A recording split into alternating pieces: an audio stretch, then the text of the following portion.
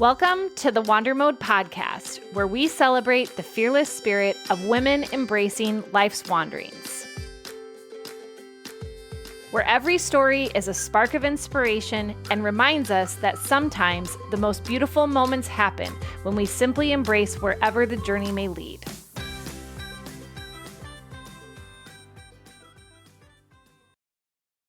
Aimee Dempsey is a registered dietitian helping busy athletes achieve their goals through fueling their bodies to keep up with life, training, and competition. As a mom, wife, and entrepreneur, Aimee knows firsthand the challenges and rewards that come with building a business. And today I have the pleasure to chat with her about all of these things: nutrition, business, and motherhood. Welcome to the podcast, Aimee. Thanks for having me. The thing I think I want to start with is talking about nutrition, mostly because I have been on this journey myself to get my body back to a good place like it was prior to having my kiddo 3 years ago. So can you tell me a little bit about how you got into the dietitian space and what is your passion there and what led to helping athletes specifically? Well, that is a loaded question for sure. Man, I feel my entire life has been fitness and nutrition, sports of some kind. Growing up, I was a competitive gymnast up through middle school, and I all of a sudden grew 3 inches over the summer. And so I left gymnastics and started playing softball and swimming. And that obviously translated itself into fueling being important. But I think none of us knew what we didn't know. Playing tournaments and softball in really hot weather, we would have 5 or 6 games in a weekend. It was crazy. And we're eating trash from the concession stand, right? And things I know now that I would do differently, But there was all of that. And then when I graduated and went to college, I was, triathlons, marathons, cool, let's do that. And meanwhile, was working at our fitness center and teaching group classes. And I kind of just couldn't get away from all of the fitnessy kind of area. I was just drawn to it, I think. And so I didn't know what I didn't know again. It was trying to run marathons on, 2 gels and some water. And it was a hot mess. But somehow I finished a marathon in college. And then very quickly afterwards, I got really, really sick my junior year of college. And it took them 7 months to figure out, but I had celiac disease. And so that diagnosis quickly catapulted me into, cool, you have to figure out how to eat all over again. And this was before gluten-free was cool. And there was not a lot of resources there. And I did meet with a dietitian though, at that point. And so I think I always dabbled in eating well and fitness and all of this, but then that was this linchpin of, oh, okay, there's an actual job for this. But mind you, I was already in school, right? So my first degree was in health science, which is close, but not close enough to dietetics. And as I finished up my junior year, I was, I don't want to start all over again. I just want to be done. And so looking back, should I have done something differently? I don't know, maybe. But I finished out my time at Truman and graduated and went personal training route. And then I worked for a health department and did community health programs and American Heart Association. So then I was, oh, cool, I'm going to go back to school. So I started working at Starbucks because I was going to go back to school. And then I got fast tracked at Starbucks and was all of a sudden managing stores and took a 10-year detour where I managed stores and then was doing just some operations management, new store opening, all this kind of stuff, and lots of training and kind of leaning hard on the HR side of hiring practices and things like that. And then it took me 4 times of trying to quit Starbucks before they actually let me. And then I had to go back then and do a whole bunch of science again because it had been 10 years. And so it felt at that point I had such a different perspective on school in general because I'd been so far removed from it. I was married, I had kids, it was just a whole other situation then. I finally ended up with the degree I wanted and was able to do what I wanted to do. It's going to sound cliche, but it just felt right. It felt like home. It was, this is what I was supposed to be doing. And I had been doing it here and there because somewhere in that journey, I fell in love with CrossFit too. And so had been on the side helping people with their nutrition. It was just a really long journey to get there. But now that I'm there and I get to do it every day, I love it so much. And how cool, as we know in being entrepreneurs, that you get to do that every day. It definitely creates a different fire, or I guess reason for being up every day and jumping onto your computer or jumping into wherever it is that you're working, because you're doing your own thing fueled by something that you're truly passionate about. Yeah. And that's a blessing and a curse, right? Because I mean, I could do my job for free because I love it so much. You know what I mean? That's no way to pay the bills, but that is really how much I enjoy what I do. It's enough variety too, right? Because the people I work with aren't the same. So no 2 days are the same. And then I also still coach. So having CrossFit on the periphery and then getting to help people, there's no monotony to it. The workouts are different. The people are different. My whole life is constantly varied. Now, let me ask you, because you're working with these athletes and then you yourself are an athlete, why do you think there is this idea around nutrition that when it comes to sports or heavily athletic things, we don't know how to fuel our bodies, or we think that it's fine, just put food in it and then you're going to be good to go. So I've done 2 marathons and literally could not imagine doing that on only a few fuel pouches. And I had a friend who's an ultra runner who fortunately coached me through what I needed to do to fuel my body to get through it. So I didn't have that as an error. But how does that come about? Oh, I mean, I'm sure it's a couple different things. I think some of it is that requires you investing in yourself to figure it out. And I think a lot of us have a hard time doing that. You know, if I think about what keeps people from working with me as a dietitian, I think a lot of it is being reluctant to put time, energy, money into that because it's just for you. So I think some of it's that. I think some of it is we just think, well, I mean, people eat and you eat multiple times a day. And so people don't think it should be that complicated, you know? But yeah, I don't actually know how I finished them with just whatever was on the course. I mean, it was a hot mess. I don't actually know. I just think about the amount I tell marathoners to intake now. And man, it was nowhere close. Not even anywhere close.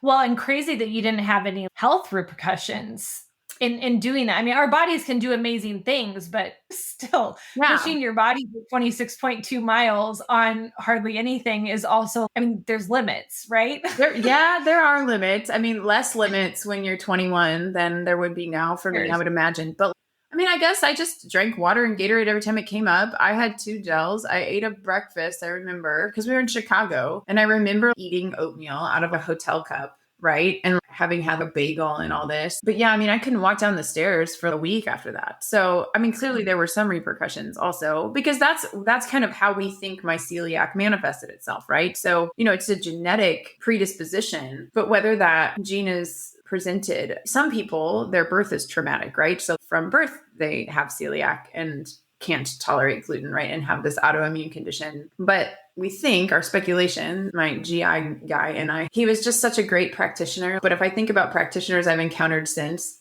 versus him, he just was so quality and was willing to spend so much time with me figuring the thing out. I was crying in his office because we found out it wasn't something else. And it was, but are we ever going to figure out what it is? And he just gave me a hug and he was, yes, I'm not stopping till we figure it out. And I'm, okay. Anyway, you just don't come across practitioners like that every day. But the speculation is that was enough body trauma for my body to say, we're done. You know, it's just crazy to think everything changed overnight like that. Obviously, it took a while for the symptoms to really take over. But by the time I was diagnosed, I did not look well. I was, you know, couldn't keep weight on and just had multiple nutrient deficiencies. And it was a long road to get back to where I could run again or where I could do any of the things I enjoyed again. So I think it gave me a whole new appreciation for those things too. Well, and to your point, you view things differently when you're in your early 20s. I think a lot of us don't really think much about our bodies or what might happen to our body at that age. I did my first marathon at 38 and then my second one at 39. So I was very much aware of the limits of my body and how if I really messed this up, that it was going to be a lot harder to bounce back from in my late 30s compared to my early 20s. So to your point too, there's wisdom that comes from aging, right? As far as how we care for our bodies and recognize it's the only one we've got. 100%. Yeah. Yeah. You got to take care of it. You working with athletes and being a mom and an athlete, how does that impact your approach to nutrition as it relates to working with kids, even outside of sports as well? I think the first thing I'll say is that I think a lot of people don't label themselves as athletes who are actually athletes. So if you're a mom and you work out multiple times a week, I hate to break it to you, but you're an athlete. My aunt said that to me the other day. She's like, well, I'm not a busy athlete. I don't know that this really applies to me. And I'm sorry, you're busy and you work out. Like, you're now an athlete. There's just an element of life that's a little bit of a sport because everyone is so busy that maybe all you do is walk the dog and barely get to the gym, but you run your kids 72 places a week and you're cooking dinner and you're cleaning the house. We could have the mom fit games I've said before of putting car seats into cars for time. We could really, there's a lot of motherhood that's just a little bananas. So I'll say that first. I think being on this side of having kids, it's given me a lot of perspective of you can't just talk about, okay, here's what you need to do. You actually have to talk about, but how do you fit it into your life? It's not just giving someone a meal plan and saying good luck. Actually don't do meal plans at all because of that reason, right? You have to learn how to fit the nutrition that's going to get you to your goals into the life that you have in a way that you could keep doing over and over again. And so much of what we talk about comes down to planning and organizing and thinking ahead. And just when you think that you thought ahead far enough, we have to think ahead even further because just because you set aside this day and planned your week, if you don't plan the next week, we're going to be behind, right? And I think that goes back to people not putting themselves first and not being willing to invest the time into that it takes. It's like people don't think they're worth it. It's the oxygen mask analogy, right? If you don't take care of yourself, you're not going to be able to be the mom you want to be, the employee you want to be, the boss you want to be, the entrepreneur you want to be, whatever it is. There's so much of it that really any goal that you have comes back to nutrition if you walk it back far enough. And so I just think a dose of perspective on what habits can actually be attained in what length of time too. You have to be just realistic. You can't overhaul your entire life in a week. And I think it has helped me to pick what's the lowest hanging fruit for people of how do we make a really fast impact? Sometimes it's something really, really simple. And if we can just do that and you feel infinitely better just from, drinking enough water or just from eating breakfast, it could be a small change. But when you pick something where you can see some success or just feel better right away, that makes it all worth it. And it makes it a lot easier to keep going. So it's interesting that you say that because when you see the small changes, it gives you the encouragement for the next change that you're going to make. But I loved what you said with the oxygen mask example. You can't help somebody else before you help yourself, but you also have to be willing to give yourself the time and space for those changes to occur. And that resonates so much with me because I had my daughter 3 years ago and we were skiing as a family and hiking this last year. And I started noticing that it just got harder and harder for me to carry her, harder for me to help her navigate getting her skis on and going up and down the hill and doing whatever it is that thing is that we were doing with a 2-year-old at the time. And that was really my kick in the pants of I can't help her do the things that she's going to want to do with our family unless I get myself there first. But then what you shared about how often are we told you should exercise this many times a week, you should eat this many fruits and vegetables, you should eat however many grams of protein, but it's the how. How do you integrate that? How do you create sustainable change? And I think that that's the beauty in what you're doing, which is connecting the person who needs the change to a coach who can facilitate the change. It's a little bit like that GI practitioner that kind of took you under his wing, gave you a hug and said, we're going to figure this out, right? Like that's a coach that can be your nutrition or your fitness coach coming alongside of you and saying, we're going to figure out how to get you to the thing it is that you're wanting. And I think so many people are so close to doing the thing, right? Or they know exactly what to do, but it's the how. They know exactly what to do, but it's the when. Or they know a lot of options of things to do and they don't want it to feel a shot in the dark. I mean, that's what's really hard, right? Nutrition information is a whole mess out there on the internet. I mean, it's just crazy. The amount of influencers, you could find anything you wanted to find out there. And so how do you know if that even applies to you? How do you evaluate nutrition claims? It's just really, really hard. And so I think I say that a lot to people. It's not your fault. Of course, you don't know what's, good or bad or for you or not, because it's the Wild West out there. Yes. Ditch carbs. Don't ditch carbs. Eggs are bad for you. You shouldn't do this. Don't eat fruit. It's too much sugar. Like I can't with that. Like it's just a mess. 2 things coming from that. What would you say are the core components of what you teach somebody they should be doing? And then 2, how do you practice some of these self-care practices as a businesswoman, as a mom, as a wife? So I think there are some pretty basic healthy nutrition and lifestyle habits that 99% of us ought to be doing.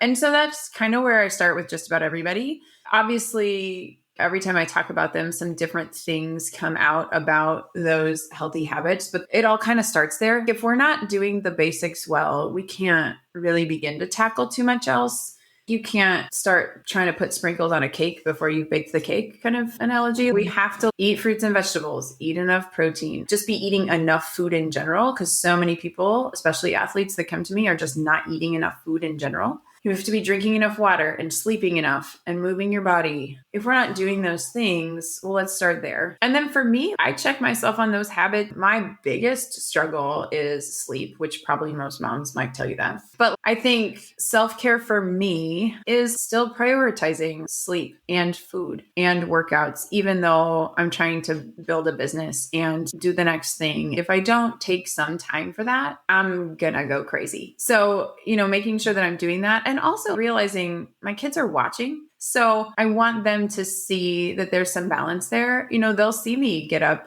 and be at the gym at 5 a.m, but they'll also see me take a slow Saturday morning because I'm sore and tired and I didn't sleep well. And so just allowing myself that balance, one of the biggest things that I want the people I work with and everybody to feel is that they're working with their body and not against it. I have some athletes that I work with who may track their food at some point, or who may eat very intentionally, and that may mean not exactly listening to hunger cues, right? But for the most part, our bodies are much smarter than we give it credit for. And if we can listen, you actually can trust your body. And I think so much of mainstream media would tell you that you kind of can't. And so I think that's a huge component of feeling some level of congruency in your health, is if you feel you can listen to your body and then respond to what it needs. That's a whole other level of keeping promises to yourself that's really helpful. It carries over into other aspects of life, right? It's not just nutrition and fitness anymore. If you feel you can keep promises to yourself, you're probably going to do more just as a human than you would otherwise. It's not only about the food. If it was only about the food, I'd been out of a job a long time ago.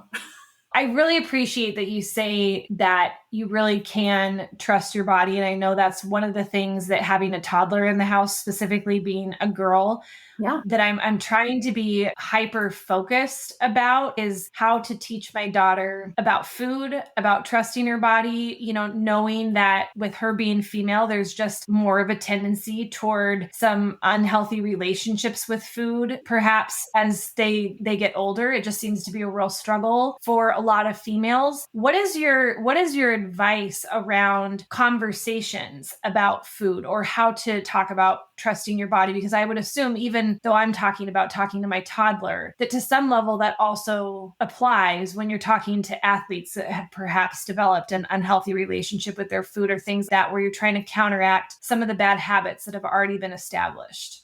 Yeah. I mean, I think you're right to already be thinking about it, because it does start really, really young. It's probably more about what you do than what you say, right? Because they're just watching you all the time. When they're young like that, I think we get into trouble when we don't name things properly. And so for us and my girls, and I'm not saying I do this perfectly, but we just talk about food for what it is. Calories or energy.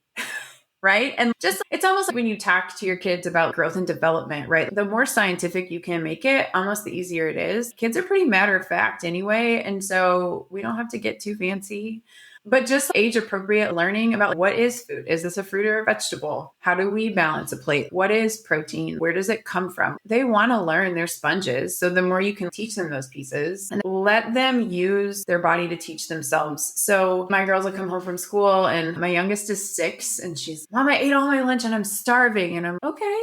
She's like, can I have a snack? And I'm sure. But let's also make sure that you drink water at school, because sometimes when we're busy at school, we forget to do that. Okay, I drank some water. Okay, have a snack. Go for it, And then she's like, well, I'm still hungry. And I'm, okay, well, what did your snack just have in it, And she's, well, I had this bar or whatever. And I'm, okay, so what do you think we should have next? Letting them think it through, talk them through it. My girls, when they go to pack their lunch, will on their own pick a protein, a carb, a fruit, and a vegetable. And that's what goes in their lunch. And so obviously I would be remiss to not say that not every kid can eat that, because there are way pickier kids out there than my kids. Seriously, I hit the jackpot on kids that will eat just about anything. Some of that came from them, but some of that came from us just always offering everything. We didn't feed them differently. They eat fruits and vegetables with us. They have preferences. My oldest just doesn't like grapes. Cool. You don't have to eat grapes. You do have to find a fruit that you like. So which would it be, you know?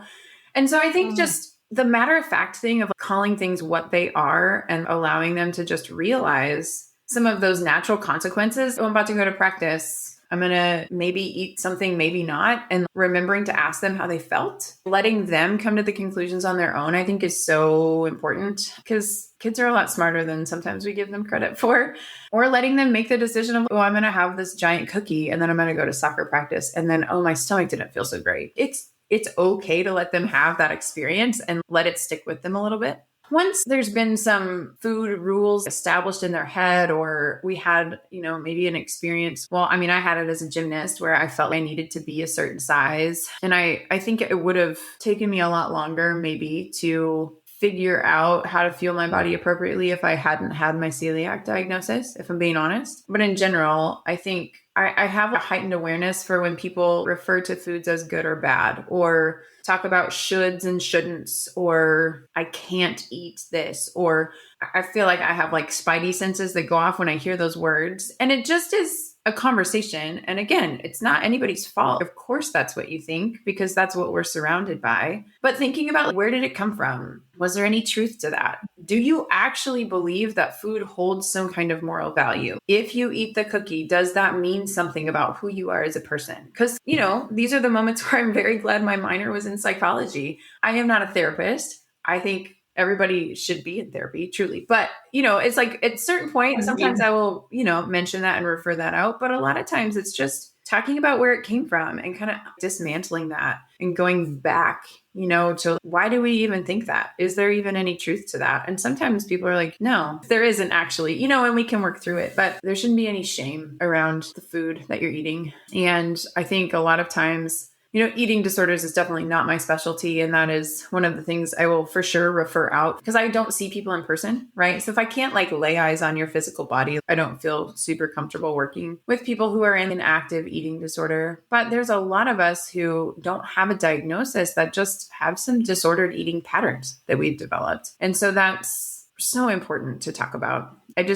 It starts so young, you said, and I just think people feel they don't want to talk about it if they have those thoughts. Everybody just wants to be okay with food. It's why people won't work on their nutrition from the beginning. I really appreciate the wisdom behind assigning a moral value to food. I had never really thought of it that before. We don't tend to use that language in our house anyways, oh, that's good for you or that's bad for you or anything like that anyways. But it is interesting how people do assign a moral value to a thing that you're choosing to eat. And to your point, all food fuels, quote unquote, us in one way or the other. It's just a matter of how long that fuel is going to last. Right. Absolutely. When you start changing the language, if your kiddo is asking, well, should I eat this? You can turn that question back on them and say, well, how do you think it's going to make you feel? What are we about to go do? If you eat that, are you going to stay full the whole time we're at the zoo? Those kinds of things where they start to think about how food affects their life. I just think the more ownership we can give kids over it, because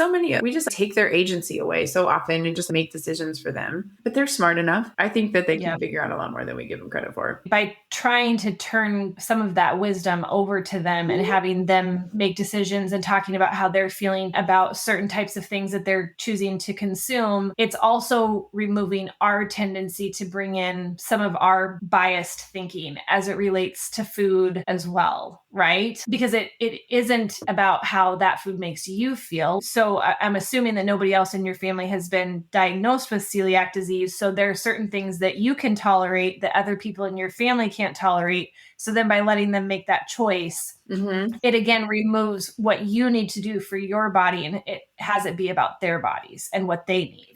Yeah, that's an interesting thing. We didn't know, obviously, because celiac is a genetic situation. We weren't sure about my oldest. And so for a while, she ate gluten-free with me, partially because it was easy, partially because we didn't know And she actually had a really difficult time gaining weight as a kiddo. She was born tongue-tied, so we had to have her frenulum clipped. She had a hard time latching. It was a long, drawn-out thing. So the last thing we wanted to do was introduce something to her that could potentially cause her to have other issues. And so until she was old enough to have tests done, we kept her gluten-free. And so then just here recently, we did kind of a gluten challenge and did all sorts of testing, and she is not celiac. And so to watch her explore new foods has been the coolest experience ever. She ate a Krispy Kreme donut for the first time over the summer. Just incredible, right? Or stuff that's been a family tradition. My husband's family, they're from Australia, eating Tim Tams. Eat some of these things that are just very specific that she's never had before. Anyway, it's been this whole cool thing. And it's been interesting because it's countercultural to celebrate eating foods that it almost felt oddly wrong in the society we live in. And so I was, no, let's live this up. This is amazing for you. You know what I'm saying?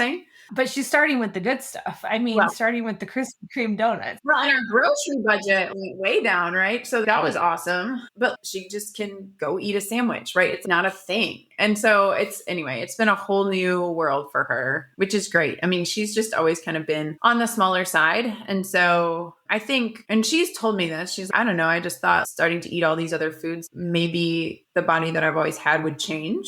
And so I think it's been this whole thing where she has realized she can still kind of trust her body, right?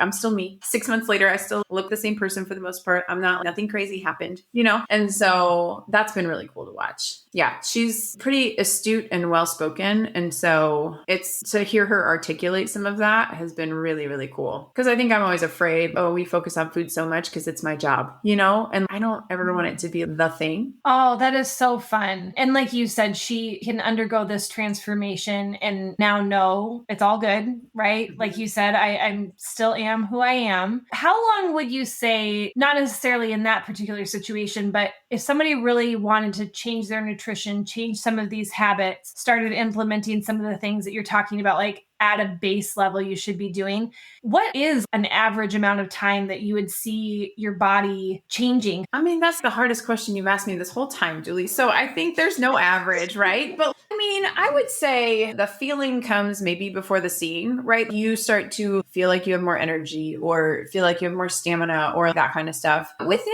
a couple of weeks, right? But then I think within a month or two, I'm trying to think about some of the people that started kind of in January and now we're into March, right? And just having some conversations of starting to feel different, starting to see a difference just in how they feel in clothes and how confident they are and that kind of stuff. And to already be seeing that. So that's not a ton of weeks. You know what I mean? I think it's one extreme or the other. You think it should happen overnight or it's going to take years, you know? It takes some intentionality and some concentration. And it's kind of about how much are you willing to sacrifice, right? If you have the capacity to completely overhaul your life and change everything, well, you're going to see results a lot faster. That's just not most people, right? Most of us are still doing life and going to work and doing things that, I don't know, I think a solid month or two. And I think that's what happens though, right? Is that the discipline has to happen first. And then when you start to see some things, that's where the actual motivation comes from. People think it starts with motivation. It doesn't.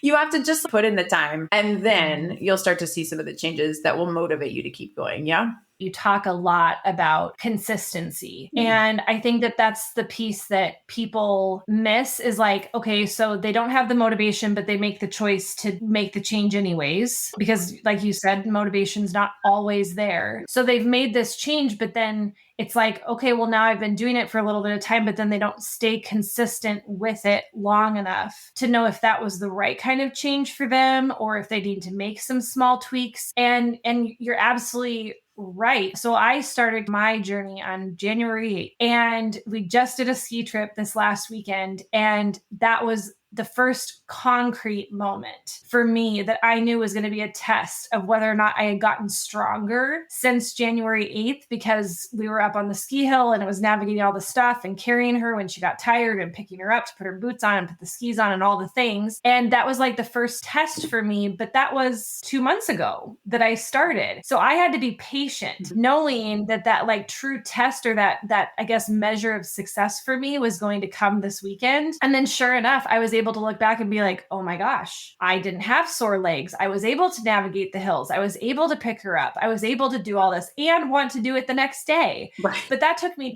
two months to be able to see that. And again, it's what I appreciate about a lot of your posts is talking about that consistency piece, that it's sometimes the piece that we miss is like we start the thing, but we don't stay with it long enough to reap the rewards of the change. Keeping some kind of blinders on while you're in those first couple weeks is so important, because that's what I just posted about last week, right? People don't see progress because they change their plan every other week. Well, that you wouldn't do that in a lot of other aspects of life, truly. And so I don't know why nutrition gets put in this other box over here, but it's the same thing. We need a couple solid weeks, maybe months of you doing the thing before we can pass judgment on, does something need to change? And that doesn't mean you have to be perfect, but you do have to be consistent. And I'll take consistent 80% over 100% 2 days out of a week. You know what I'm saying? It just has to be something that you can keep doing over and over again, right? That's what the plan has to be. And I think too, alongside that, I would say one thing that has worked for me too right now is doing the thing over and over, but also changing how I view success around that. Absolutely. So prior to having my daughter, the success would have been, oh, I've been able to lose pounds, right? But scales go up, scales go down, scales go up, scales go down. I mean, it fluctuates Such a every liar. single Such a liar. day. Right. And so if all I was doing in those first few weeks was basing my success off of what that scale was saying versus, as you're saying, the feeling of me in my clothes now, or, oh, I can climb the set of stairs at my house without getting winded, or I feel just a little bit stronger when I'm picking up that bag of groceries or my kid or whatever. If you change what your measure of success is along with the consistency, I think it's easy to see the small changes leading toward the results that you want to see. Absolutely. And that's why, as I think about what I do in sessions, that's what I've tried to move towards as I'm thinking about ways to work with people outside of one-on-one coaching, because not everybody wants to do that. It's like, how do we recreate what we do in a session? It's really hard because you spend a lot of time thinking about, why are we even doing this? Well, I want to lose weight. Okay, but why? Where is that going to get you to? What are you going to get to do? How are you going to feel? If you take your initial why, you have to ask yourself why like 2 or 3 more times to get to the real root of what you're doing. And I think if you can really hone in on that and remember that and put that on a Post-it in your car and put it on your mirror, and that's why you're doing what you're doing. And so if we start to think about it as more of, especially as we get older, I mean, longevity is one thing, but your lifespan being longer isn't probably the goal. It's your health span, right? And the difference between, if you can't enjoy the last 20 years of your life, what are we even doing it for, right? So if we begin to think about the bigger picture, the measure of success changes for sure. Yeah. And I had interviewed a gal for the podcast. Her name is Aimee. And she had said exactly what you're saying, which is that we have to start aligning our decisions to our values, the why behind something, rather than just setting a goal. So if I had set the goal of, oh, I want to get down to this target weight. Well, what happens when you hit that target weight? Now what? Now, what's your reason for continuing to exercise? Now, what's your reason for continuing nutrition? So we had to, just as you said, you had to keep asking yourself that question to get to the core component. For me, it's that I know that I'm a quote unquote older mom of a toddler. And by societal standards, I don't feel old, but by societal standards, I'm considered older as a toddler mom. Exactly. Geriatric pregnancy and all of the terms that came with that. But I want to be able to keep up with her. I want to be able to do all the things that I want to do as a family, but I can't do that if I'm not also strong. And so when that became my why, that is freaking motivation. That's motivation to go downstairs and exercise, because it's not about getting to a number. Because if I hit that number, great. But then there is nothing after that. Right. Whereas this is, if I want to continue to do the things I want to do with her, I will continue to do this every day, hopefully for the rest of my life, because that's what keeps me able to do it. So it's powerful. Yeah. Knowing why you're doing what you're doing. And just, it's back to that congruency, right? Of you have to feel good about what you're putting your time and effort and energy into. Because if you don't, you're not going to keep doing it. I want to use that where we're putting our time and energy into shifting a little bit to talking about business. So what are you putting your time and energy into right now as it relates to the transition that your business is undergoing right now? 2024 has been a big year. So at the end of the year, I ended up leaving two very dear friends that I was working with and going out on my own, which was like one of the scarier things I've ever done. I started dietetics as a clinical dietitian, which I actually really liked, but the schedule is atrocious and dietitians don't get paid well enough in a hospital setting, in my personal opinion. So deciding to go out on my own, like I never would have done that without these friends. So I did that for a couple of years, but then eventually was like, okay, I think it's time to kind of take the training wheels off and do this thing on my own. And so that was January 1st this year. So it's been a lot of change, transition, a lot of learning. It feels very clunky to learn new systems and try and grow a business at the same time, but we've done okay. We're making it. But one of the reasons I think I did that was going out on my own. I get to kind of decide how the business looks. And so I love coaching clients one-on-one. I love coaching clients in a group, like relative to CrossFit, right? And there's a lot of overlap in what I do and in my worlds, which is great. But I still feel like I'm missing people. There are certain people who have a pretty good handle on their nutrition, but still want to kind of work on it, but just want to do it on their own time. There's a lot of people whose schedules don't allow them to meet with me during the day. There's a lot of people that don't want to spend the money to meet with me one-on-one, which is totally fine. But as we've talked about ad nauseum, there's a lot of trash nutrition information out there floating around. And I feel it's part of my due diligence to continue to put good info out there. And so my next project is to come up with a self-paced course that people can go through on their own, at their own pace. I just kind of always have it available.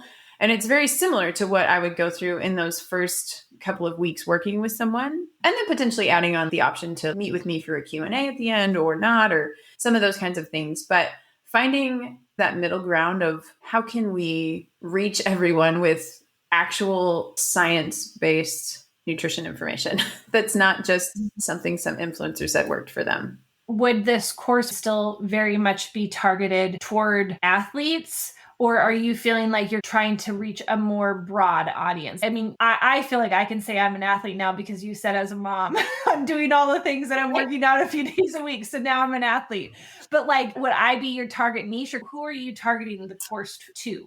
Yeah, so I think the course could be for all, to be quite honest with you, but kind of starting at the widest part of a funnel. We have to start with the basics and then funneling through some metabolism basics, coming up with your personal nutrition plan, and then moving down towards if you work out at all, yes, you're an athlete, and here's how we do things around workouts, and here's how we plan our plate if we're eating out, and tackling what if I'm traveling on the weekend, just getting narrower and narrower to those certain situations. I still think if you're an upper level athlete, I've got some semifinals, CrossFit Games level athletes that I'll work with. And for them, yeah, we're probably talking, okay, one-on-one coaching is more for you, but not everybody is that. I still consider you an athlete. But if that's not you, that would be where this course could be a really great starting point. And there's nothing that says you may finish the course and maybe you've been working out harder and now you decide you want to run a half marathon or you want to do a triathlon or whatever it may be. Well, then, yeah, we can always certainly jump into coaching after that. But just having a place where people can get started, I think is really important. I think too, from an accessibility perspective, right? Not everybody can afford what it costs to have a personal one-on-one coach. And that's in any capacity. I mean, we're finding the same thing with launching our course and consulting, is that not everybody can afford the hourly rate of a one-on-one consultation, but people can afford to buy a course that's a little bit more self-paced and then selectively choose like, okay, so now I understand the basics. I paid a smaller amount of money to understand the things instead of paying someone one-on-one to tell me about all this stuff. Now I have a base level understanding, and then I can choose consulting hours for X, Y, or Z that I want to know more about. Yeah, it's like that you don't know what you don't know. And so until you get a little bit of information, you're like, well, I don't even know what questions to ask. Yeah, I totally agree with you. There's got to be some middle ground for people. And I still feel, as much as sometimes I feel like I'm in a fight with Instagram, it's just important to me to put out quality information for people, to provide some free resources so that people can be reminded what is actual evidence-based nutrition and not just, well, I ate this after I worked out and I felt great. It's, well, okay, but show me the study, So I think finding every avenue of how can we reach as many people as possible with good information. I hear you on the Instagram thing. It's interesting as we're sitting here talking about nutrition and staying consistent and developing good habits, how much harder it is to have that same mindset around building businesses and being patient with the time that it takes and being patient with the time that Instagram takes to build a community. It feels like forever, similar to a nutrition and health journey. Yeah, that irony is not lost on me for sure. And I think it's all about, again, like, what's the why, right? Like, if I can remember that it's about putting out good information, it's about connecting with people, like answering questions, being a resource for people, it makes the algorithm a lot more tolerable. So where can people find you and your community and your knowledge on Instagram or other social media platforms or websites? Yeah, so I am aimedempsey.rd on the Instagrams, and my website is aimeedempsey.com. So it's super easy. Those are the places that are probably easiest to find me, unless you're in St. Louis, in which case let me know and we'll hang out. Well, thank you so much, Aimee, for being on to chat about all of these things today. It was a pleasure, and we'll have to have you back on to share about your course when that is out there for everybody to have access to. Sure. Happy to talk about nutrition any day, anytime. Thanks so much. Thanks for wandering with me today. If you were inspired by this episode and think it would ignite a spark in a friend, don't hesitate to share. And if you're craving more from the Wander Mode community, hop on over to Instagram at WanderModeCo. Meet you in the next episode, and until then, wander on.